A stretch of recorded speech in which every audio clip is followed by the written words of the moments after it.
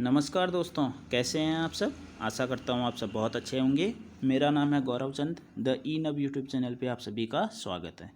तो दोस्तों, जैसा कि आपको देखने को मिल रहा होगा कि पिछले एक महीने से लगातार जो डीजल और पेट्रोल के प्राइजेज हैं उनमें लगातार हाइक यहाँ पर देखने को मिली है, यानी बढ़ोतरी यहाँ पर देखने को मिली है। आज तक की हिस्ट्री में ऐसा हुआ है कि 4 से 5 रुपये तक प्रति लीटर के हिसाब से पेट्रोल की कीमत या डीजल की कीमत में बढ़ोतरी हुई हो, लेकिन इस बार क्या हुआ है, ये प्राइस 10 से 12 रुपये के प्रति लीटर के हिसाब से बढ़ा है दोस्तों। तो मुझे लगा ये इम्पोर्टेंट टॉपिक है, तो इस टॉपिक पे एक वीडियो बनानी चाहिए। सो इसीलिए मैं इस वीडियो के साथ आपके सामने हाजिर हूँ। तो आज हम इस वीडियो में बात करेंगे कि पेट्रोल और डीजल के बढ़ने की कीमत के बढ़ने की क्या क्या कारण है। ठीक है दोस्तों, तो चलिए देखिए, फेसबुक, ट्विटर और इंस्टाग्राम पे आप हमसे नहीं जुड़े हैं तो आप हमें वहाँ फॉलो कर सकते हैं, जिससे कि हमारी द ई नब फैकल्टीज़ के द्वारा जो भी वीडियोज़ अपलोड होती हैं यूट्यूब चैनल पे, उससे आप अपडेटेड रहें। अगर आपको व्हाट्सएप ग्रुप का लिंक चाहिए तो नीचे कमेंट बॉक्स में लिखिए, आपको नीचे कमेंट बॉक्स में हम लिंक को प्रोवाइड करवा देंगे। बाकी टेलीग्राम का एक ग्रुप है, उस ग्रुप पे हमारी वीडियोज़ की सभी PDF फाइल्स अवेलेबल हैं, आप वहाँ से उन्हें अवेल कर सकते हैं। आप हमसे वहाँ पे जुड़ सकते हैं, ठीक है। और यूट्यूब चैनल को आप सब्सक्राइब कर दीजिए और बेल आइकन को भी प्रेस कर लीजिए, जिससे कि आपको टाइम टाइम पे वीडियोज़ की अपडेट्स मिलती रहें, ठीक है दोस्तों। तो चलिए देखिए, अब हम मुद्दे पे आते हैं। जो पेट्रोल और डीजल की कीमतें बढ़ रही हैं उस बारे में हम बात करेंगे, क्या क्या उसके रीजन्स हैं, और थोड़ा सा हम नज़र डालेंगे पेट्रोल और डीजल के बारे में भी। देखिए, कौन सी मिनिस्ट्री के अंदर आता है, ये आता है ministry of petroleum and natural gas के अंदर, जिसके अभी मिनिस्टर हैं श्री धर्मेंद्र प्रधान जी, ठीक है दोस्तों। अच्छा, इस वीडियो के ड्यूरिंग OMC का काफ़ी यूज होगा, तो आप इसकी फुल फॉर्म जान लीजिए। इसका मतलब है ऑयल मार्केटिंग कंपनीज़।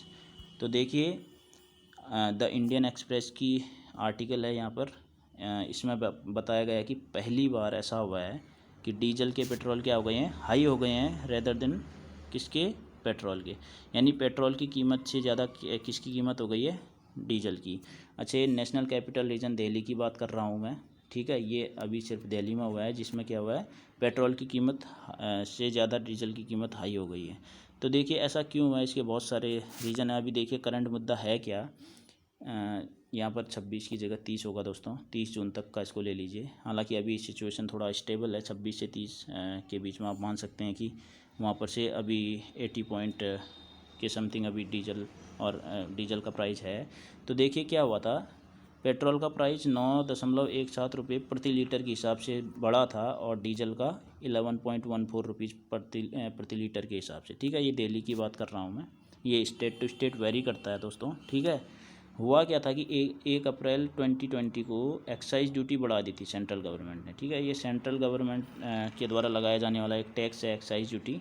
इसको क्या कर दिया था, बढ़ा दिया था, ठीक है। पेट्रोल में 10 रुपये प्रति लीटर बढ़ाया था, और डीजल में 18.83 रुपये प्रति लीटर। तो इसकी वजह से कहीं ना कहीं देखिए दोस्तों, क्या है, प्राइस में हाइक देखने को मिली है। देखिए, ये एक्चुअली ये मैप दिल्ली का ही है, ठीक है। तो इसमें बताया गया है कि हाईएस्ट प्राइस कब था, 30 जून को था, जो कि 80.53 रुपये है। और जो लोएस्ट है देखिए, 6 जून के बाद ही बढ़ा है, ठीक है। 7 जून से आप मान सकते हैं, 6 जून को कितना था, 69.39। उसके बाद रेगुलरली बढ़ा है और बहुत ज़्यादा बढ़ा है, ठीक है। तो आप देख सकते हैं कितना ज़्यादा यहाँ पर 11.14 रुपीज़ का यहाँ पर बढ़ोतरी मिली है एक महीने के अंदर, एक महीने में, ठीक है। ऐसे आप पेट्रोल की कीमत देखिए, यहाँ पर बढ़ी है 9.17, जो कि है 80.43, यानी 10 पैसे यहाँ पर ज़्यादा है, ठीक है, डीजल की कीमत। तो देखिए, अभी हम एक यहाँ पर टर्म्स आती है प्राइस डी कंट्रोल सिस्टम, इसके बारे में थोड़ा सा आपको मैं बताना चाहूँगा कि प्राइस डी कंट्रोल सिस्टम है क्या। पहले क्या होता था कि गवर्नमेंट प्राइस को रेगुलेट करती थी, ठीक है। पेट्रोल और डीजल के जो भी प्राइस होते थे उनको कौन रेगुलेट करती थी, गवर्नमेंट करती थी, जो कि 2 टाइम लाती थी, यानी फोर्टनाइटली लाती थी। फोर्टनाइटली मीन्स 15 दिन में एक बार, यानी एक तो महीने की 1 तारीख को और एक 16वीं तारीख को लाती थी, महीने में 2 बार। अब क्या हुआ, अब नया सिस्टम एक इंट्रोड्यूस हुआ, जिसमें क्या किया गया कि OMC, जो ये ऑयल मार्केटिंग कंपनीज़ हैं, इनको अथॉरिटी दे दी कि प्राइस को रेगुलेट कर सकें खुद के बेसिस पे, और डेली बेसिस पे सुबह 6 बजे। अब तब से क्या होने लगा कि डेली हर सुबह 6 बजे प्राइस को रेगुलेट किया जाता है OMC के द्वारा। अब इसमें गवर्नमेंट का कोई रेगुलेशन नहीं है, यानी इसको डीरेगुलेट कर दिया है गवर्नमेंट ने, ठीक है। इस नए सिस्टम को क्या बोलते हैं, डायनामिक फ्यूल प्राइस मेथड। ठीक है। ऐसा क्यों हुआ दोस्तों? ऐसा इसलिए हुआ कि ओएमसीज ने अपोज किया था बीच में गवर्नमेंट के इस रेगुलेशन सिस्टम से, बोला था कि हमको रेगुलेशन करना चाहिए, ठीक है। हमारी सेलिंग प्रोसेस में दिक्कत है तो हम खुद प्राइस को रेगुलेट कर सकते हैं, सेलिंग में हम अच्छी से यहाँ पर कॉम्पिटेंसी ला सकते हैं, ठीक है। अब देखिए रीज़न हम यहाँ पे बात करेंगे क्या क्या है प्राइस में जो हाइक हुई है, जो बढ़ोतरी हुई है उसके पीछे के वन बाय वन हम यहाँ पे जानेंगे। देखिए फर्स्ट रीज़न है ईजिंग रेस्ट्रिक्शन ऑन लॉकडाउन, ठीक है। आपको जैसे कि पता होगा अभी करंट सिनेरियो कोविड-19 का चल रहा है, तो उसके अकॉर्डिंग क्या हुआ था, लॉकडाउन इम्पोज हो गया था मार्च से ही, ठीक है। तो लॉकडाउन के इम्पोज होते ही क्या हुआ दोस्तों, व्हीकल्स कम चलने लगे तो डिमांड घट गई थी ऑयल्स की। और जो ओपेक कंट्रीज़ हैं, ठीक है, ओपेक प्लस बोल सकते हैं, प्लस में क्या आ सकता है, जो ये ऑयल एक्सपोर्टिंग कंट्रीज़ हैं इसमें प्लस का जो साइन जहाँ पे रहेगा उसमें रशिया प्लस उसके जो एलाइज कंट्री हैं थोड़ा बहुत वो भी जुड़ जाते हैं, तो एक ऑयल एक्सपोर्टिंग कंट्रीज़ का एक ग्रुप है, ठीक है। तो इन्होंने एक डील साइन की थी कि हम क्या करेंगे, सप्लाई को कम कर देंगे ऑयल की, ठीक है। तो ऑयल की सप्लाई कम होती है तो क्या होता है, अब लॉकडाउन रेस्ट्रिक्शन जो ईजिंग हुई, मतलब कि रेस्ट्रिक्शन हटने लगे, अनलॉक शुरू हुआ तो डिमांड बढ़ गई, लेकिन सप्लाई तो कम ही है। तो इससे क्या होगा, अगर सप्लाई कम है डिमांड बढ़ रही है तो प्राइस क्या होंगे, हाइक हो जाएंगे, ठीक है। और दूसरा जो इसका रीज़न है वो ये है कि वैट और एक्साइज ड्यूटी को गवर्नमेंट ने क्या कर दिया है, बढ़ा दिया है। कहीं ना कहीं देखिए हमारी इकोनॉमिक कंडीशन अच्छी नहीं है तो गवर्नमेंट इसमें रेगुलेट, देखिए हालांकि होता क्या है, ओएमसी के हाथ में रेगुलेशन दे दी है गवर्नमेंट ने, लेकिन इनडायरेक्टली फिर भी वो रेगुलेट करती है। किस किस की वजह से, स्टेट गवर्नमेंट वैट की वजह से कर सकती है रेगुलेट, और सेंट्रल गवर्नमेंट एक्साइज ड्यूटी की। हालांकि जो प्राइस है वो ओएमसी तय करेगी, लेकिन उसमें ड्यूटी तो स्टेट और सेंट्रल लगा सकते हैं ना अपने हिसाब से, समझ रहे हैं। तो ये कहीं ना कहीं एक इनडायरेक्टली रेगुलेशन गवर्नमेंट का बोल सकते हैं इसको। और थर्ड पॉइंट जो है दोस्तों वो है increment in crude oil price globally. यानी हालांकि देखिए अभी मैं आपको मैप के थ्रू यहाँ पे समझाता हूँ, डेटा के थ्रू। पहले क्या था कि प्राइस यहाँ पर $60, ठीक है, यूएसडी में यहाँ पर काउंटेशन हो रही है, तो 60 यूएसडी के से भी ऊपर था। फिर धीरे धीरे क्या हुआ, वो गिरने लगा। वो क्यों गिर रहा है दोस्तों, क्योंकि कोविड-19 की वजह से। मेन फैक्टर जो है इसमें कोविड-19 ही है, ठीक है, प्राइस हाइक होने का। बहुत सारे फैक्टर अदर भी हैं, लेकिन जो मेन यहाँ पे आप बोल सकते हैं कोविड, उसकी वजह से लॉकडाउन इम्पोज हुआ तो उसका जो एवरेज प्राइस था वो $20 आ गया था, ठीक है। पर बैरल की यहाँ पर बात हो रही है, एक बैरल का मूल्य $20 बस, समझ रहे हैं। लेकिन फिर जैसे अनलॉक खुला धीरे धीरे क्या होने लगा, प्राइस बढ़ने लगा। अब ग्लोबली अगर प्राइस बढ़ेगा, अगर ग्लोबली प्राइस बढ़ेगा किसी चीज़ का, तो इंडिया को भी क्या होगा, प्राइस को बढ़ाना पड़ेगा।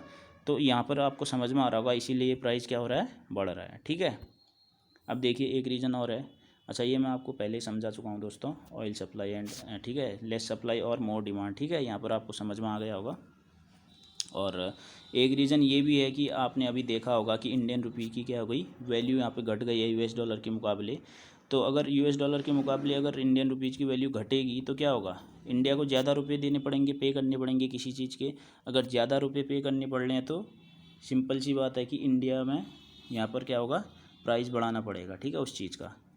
और जो लास्ट वन पॉइंट है वो है फ्रीडम टू ओएमसीज। मैंने आपको अभी बताया था कि जो ऑयल मार्केटिंग कंपनीज हैं उनको फ्रीडम दे दी है रेगुलेट करने की, ठीक है, प्राइस को क्या कर सकती हैं, रेगुलेट कर सकती हैं। इसके पीछे भी बहुत सारे रीज़न थे, जैसे कम्पिटिटिवनेस बढ़ाना ओएमसीज के बीच में, और ठीक है, तो उनको फ्रीडम देने की वजह से क्या हुआ है, क्यों यहाँ पर दिक्कत है, अब वो फ्रीडम उनको दे दी है तो उस वजह से ये हो रहा है। तो देखिए इसमें क्या है कि सपोज ओएमसी लेट कीजिए कहीं पर से हाई प्राइस रेट में क्या करती है, ऑयल को ख़रीदती है, तो अब उसको बेचना तो लगभग लो रेट में ही पड़ेगा। लो रेट कहने का मतलब है कि सपोज यहाँ पर एचपी है, हिंदुस्तान पेट्रोलियम कॉरपोरेशन लिमिटेड है, और यहाँ पर भारत पेट्रोलियम है।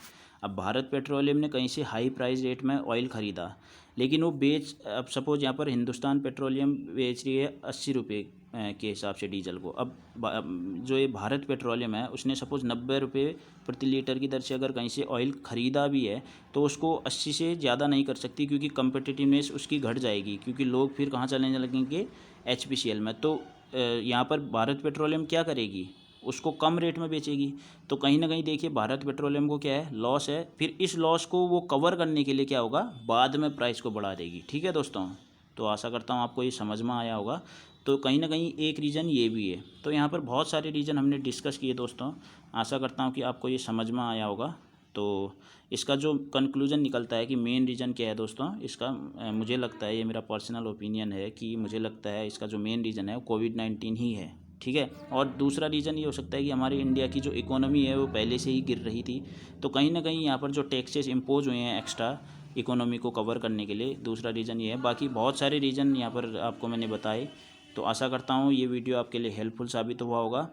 तो हम आगे वाली वीडियो में आएंगे, आपसे मिलेंगे और कुछ करंट अफेयर्स के नए टॉपिक को लेके। तब तक के लिए थैंक्स अ लॉट।